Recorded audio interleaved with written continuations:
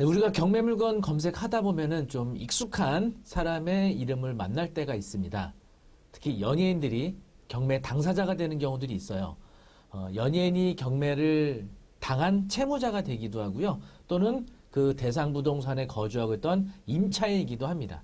사실은 이제 잘 나가던 연예인들이 좀 사업하다가 안 좋은 일이 생겨서 채무자로서 경매로 나오는 것을 보면 좀 마음이 안타까울 때가 있는데요.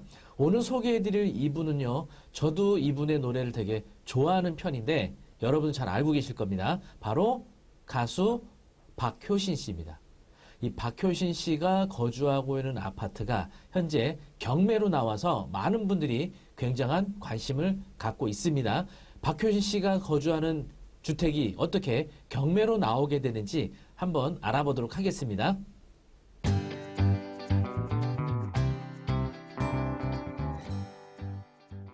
사건번호 서부 2024 타경 55715 바로 한남동에 있는 한남더일이 되겠습니다. 보시면 감정 가격이 무려 138억이 되겠습니다. 엄청난 고가죠. 전용 면적이 240제곱미터, 72평이 되겠습니다. 그리고 보시는 것처럼 경매를 신청한 채권자의 청구 금액이 무려 50억에 달합니다. 그래서 50억에 대한 채권 때문에 나온 건데요. 소유자는 글로브 엔터테인먼트, 바로 이 회사가 박효신 씨의 전 소속사였죠. 경매 신청한 채권자는 주식회사 모모 뮤직입니다. 아마 음악과 관련된 회사인데 해당 엔터테인먼트 회사가 어떤 채무를 이행하지 못한 것으로 보여집니다. 1차 매각이 12월 24일 화요일로 예정이 되어 있네요. 전입세대 확인서를 보시면은요, 보시는 것처럼 박효신 씨가 전입이 되어 있죠. 아마 거주도 직접 하고 있을 겁니다. 물건명세서 보시면 박효신 씨로 되어 있고요. 전입만 되어 있고 다른 특별한 배당 요구는 하지 않은 상태예요. 그래서 임차인은 아닌 것으로 보여지는데 권리관계로 따지자면 최선 순위가 되는 이 말소 기준은 거주당보다 전입이 늦습니다. 그래서 박효신 씨는 설령 임대차 조건을 갖추었다 하더라도 대항력을 주장할 수 있는 상황은 아닙니다. 물건 위치 보시면 한남더일이 전형적인 배산 임수의 조건을 갖추고 있죠. 남쪽으로는 한강을 보고 있고요. 북쪽으로는 남산을 보고 있어서 전형적인 배산 임수로서 아주 좋은 조건을 갖춘 아파트 단지가 되겠습니다. 이 한남더일에는 뭐 연예인들도 많이 거주하고 있고 기업체 회장님들이나 이런 이제 고위직에 계시는 분들이 많이 거주하고 있는 고가 아파트가 되겠습니다. 등기부등본을 보시면은요, 2017년도에 해당 요 엔터테인먼트 회사가 61억에 매매로 취득을 했었어요. 그랬는데 보시면 2021년도 8월 30날 박효신 씨에 의해서 가압류가 23억이 설정이 되어 있었어요. 그리고 아마도 박효신 씨가 이 부동산을 가져오기 위해서 가처분도 했었는데 이게 다 현재는 말소된 상태입니다. 아마도 소속사와 협의를 통해서 비용을 일부 받은 것으로 추정이 되는데요. 박효신 씨가 해당 아파트를 거주하고 있었는데 이 아파트를 소속사로부터 아마 이전을 받으려고 했던 것 같아요. 그런데 2022년도에 경매가 한번 진행이 됐었습니다. 2024년도 1월 달에 당시에는 감정 가격이 78억 9천이었어요. 그리고 경매 신청한 청구 금액은 5억 6,800, 얼마 안 됐던 겁니다. 그래서 이 소유자인 글로브 엔터테인먼트가 이 부분을 아마도 해결을 한 것 같고요. 박효신 씨와도 어느 정도 합의를 보고 했던 것 같습니다. 그래서 가처분과 박효신 씨의 가처분과 가압류가 모두 해제가 된 상태인데 또 다른 채권자가 나타납니다. 바로 주식회사 어떤 뮤직이라는 회사로부터 경매 신청이 또다시 들어오게 된 겁니다. 그리고 가압류도 들어왔고요. 경매를 어떻게 신청하게 됐나 원인을 보니까 해당 사건을 조회했거든요. 했더니 원고는 주식회사 무슨 뮤직이라는 회사였고요. 그리고 피고가 바로 소유자인 글로브 엔터테인먼트였습니다. 속가가 무려 50억입니다.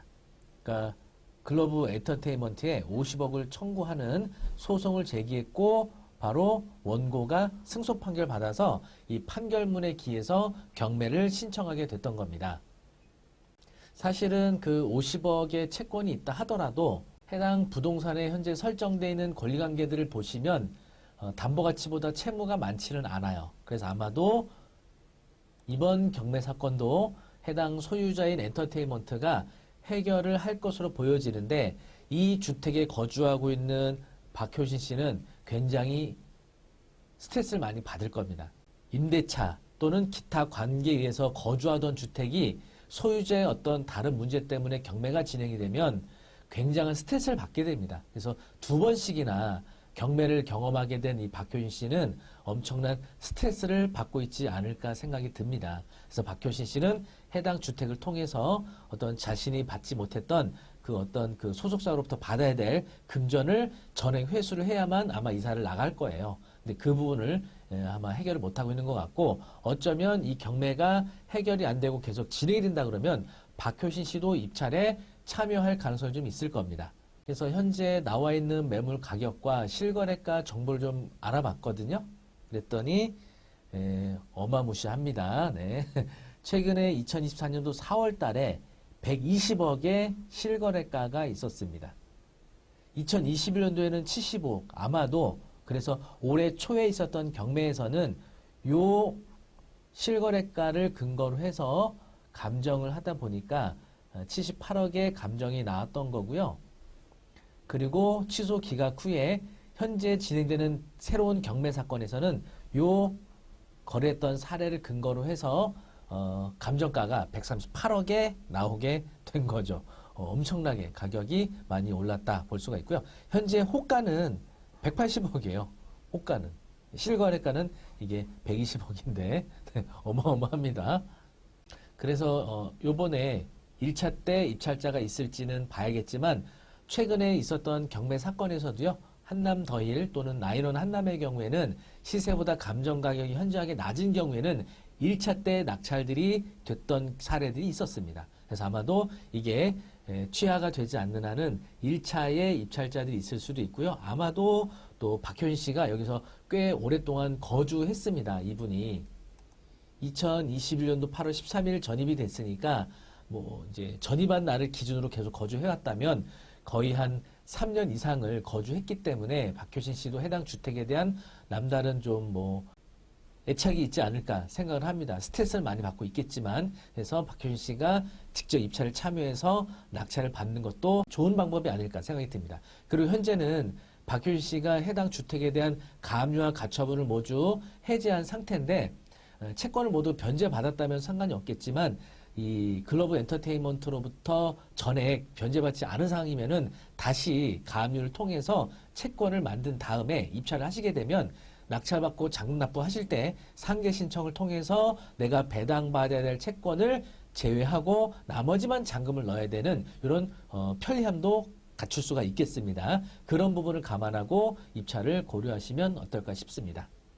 박효신 씨가 자기의 어떤 채권 채무관계 때문에 경매 나온 건 아니지만, 자기가 거주하던 소속사와 어떤 문제 때문에 거주하던 주택이 경매가 진행되는 것에 대해서 아마 많은 스트레스를 받고 있을 겁니다. 그래서 올해 초에 한번, 또 이번에 다시 하반기에 또 한번 진행이 돼서 참 여러 가지로 마음 아픈 그런 경매를 경험하시게 될 텐데, 이 어려움을 잘 슬기롭게 극복하고 해결이 되셔서 잘 마무리 되셔서 또 저희들에게 좋은 음악 전해주시기를 기원하겠습니다. 힘내시기 바라겠습니다. 그리고 경매 절차에서 뭐 문제가 있거나 또 어려움이 있으시거나 궁금한 사항 도움이 필요하시면 저희 카페에 오셔서 질문을 주시거나 아니면 저희 대표번호로 전화 주시면 제가 상세하고 친절하게 우리 박효신 씨에게 도움을 드리도록 하겠습니다. 네이버 카페 박초로의 경매 아카데미에서는요, 제가 약 한 12년 동안 운영한 네이버 카페고요. 다양한 경공매 관련된 정보도 제공해드리고 있지만, 경공매 관련된 이해 당사자들, 뭐 채무자, 임차인, 채권자 분들의 뭐 궁금한 사항들이 질문이 있으면 제가 답변을 드리고 있습니다. 그래서 경매라는 거는 이 민사집행법에 따라서 진행이 되기 때문에 이 법 절차를 잘 알고 계시는 경우에는 특히 채무자로서, 임차인으로서 이 경매를 어떻게 슬기롭게 해결할 수 있는지, 또 현명하게 대처할 수 있는지, 이런 부분들에 대해서 도움을 드릴 수가 있거든요. 그래서 제가 그런 일들을 또 오랫동안 해왔고요.